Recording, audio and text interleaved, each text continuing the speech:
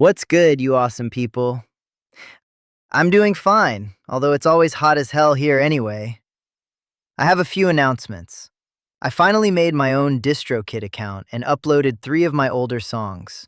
They're still cool, but DistroKid would only accept one of them because apparently my dad had an account before and had already uploaded the other 2. He can't remember the password, and he changed his phone number a few years back, so that kind of sucks. But hey, at least I have one song up. I also finally got my own email address after that whole debacle, so something good came out of it. As always, the links for Spotify and my other music are in the description. And if you ever have a question or just want to say hi, you can always catch me on Ko-fi. Anyway, I was talking to my bros yesterday about Disability Pride Month, and there was a bit of a debate about the word pride. So I thought about it, and my conclusion was, what's the opposite of shame? Well, it's pride. No one with a disability should ever feel ashamed or feel like they're alone. At least, that's my opinion. That conversation reminded me of a video I made months ago about this very topic. I don't think YouTube would receive it very well today, but I'd still like to share it with you guys. It's narrated by Lil Jake, and yes, he actually behaves himself in this one. Before I start, though, I'd like to give a few shout-outs. First and foremost to Jesus, of course, then to my little bros Mikey, Eli, and Will, and to my brother Ethan. Man, I miss you so much, bro.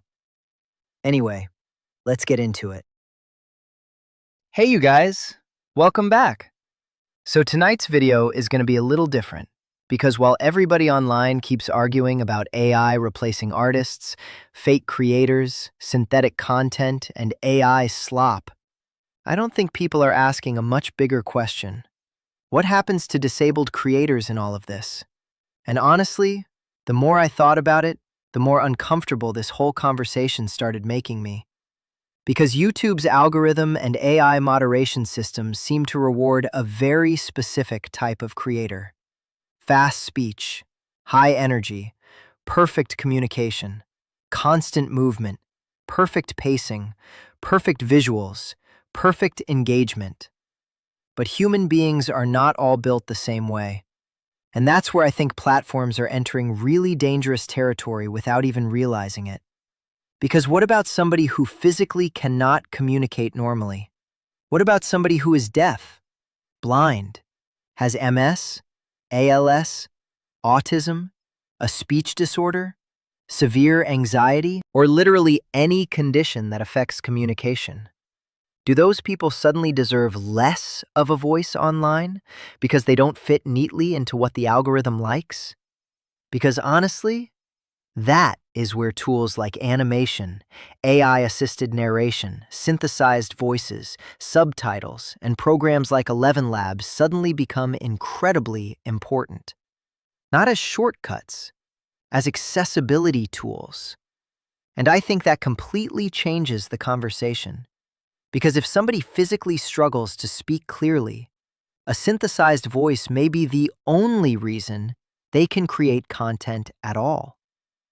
If somebody can't comfortably appear on camera, animation may be the only reason they can tell stories online. If somebody has physical limitations that affect speech pacing or facial movement, digital avatars may become freedom for them. And honestly, I think that's beautiful. Technology is supposed to help human beings communicate, not exclude them. But here's where this gets scary. The more aggressive YouTube becomes toward inauthentic content, synthetic voices, repetitive visuals, or AI-assisted communication, the more likely these systems accidentally start targeting disabled creators too. Because algorithms don't understand human struggle. They understand patterns. That's it. A synthesized voice? The system may just see AI narration. Minimal visuals? Low effort. Different speech patterns? Poor engagement. Assistive communication technology? Synthetic content. And meanwhile, there's an actual human being behind the screen trying their absolute best to express themselves. That's the part I think people are missing. Not every AI-assisted creator is trying to scam the platform. Some people are literally trying to overcome physical limitations just to participate creatively online.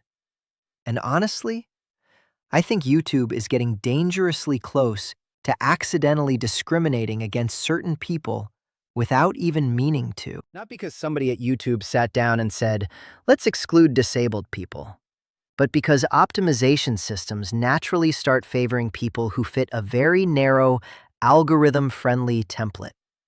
And what happens to everybody outside that template? That's the question nobody seems comfortable asking. Because creativity should not belong only to perfect people. Not everybody can scream into a microphone for 6 hours. Not everybody can perfectly edit videos. Not everybody can speak like a podcast host. Not everybody can physically perform for the machine. But they still have ideas. They still have imagination. They still have stories worth telling.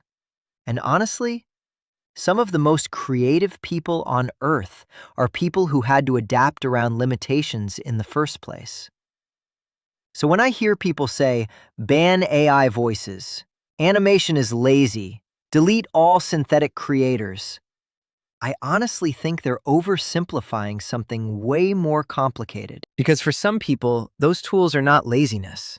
They are accessibility.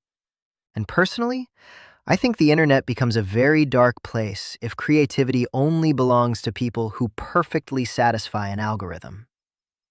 Anyway, guys, that's my little late-night rant for tonight. Let me know what you think in the comments. Well, yeah, that was educational there, Lil Jake. I'm impressed you didn't cuss even once. Hey, thanks for watching, guys. I hope you got something out of this, just like I did.